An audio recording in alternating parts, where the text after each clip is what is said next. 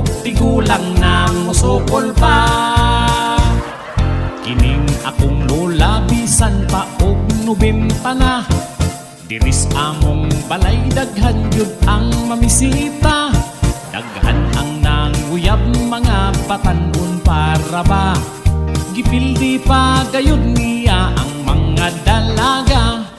Among lola kusgan pa, bisan og tigulang na musukol pa. Ang ako sang lola, ako gyud ang naproblema. Wa gyoy kabutangan sa ako nga kabalaka. Halos kada gabi magpasiksi si lola. Silas mga barkada makadlawnan og rampa. Among lola kusgan pa, bisan o tigulang na musukol pa.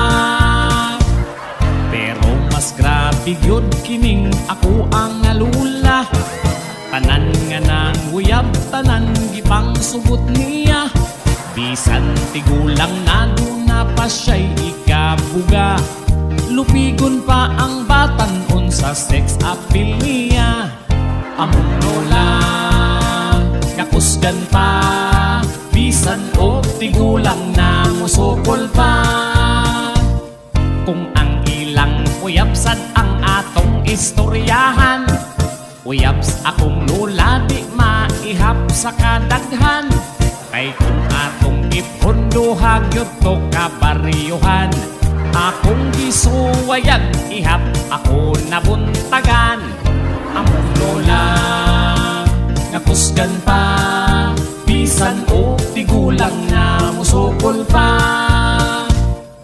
Kining akong lola sikat kaayos amoa. Tungod sa 6 apil makadani bisan kinsa.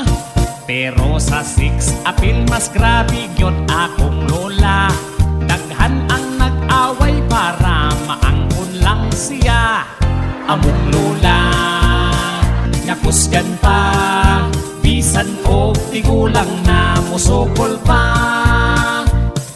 Among lola kusgan pa, bisan o tigulang na musukol pa.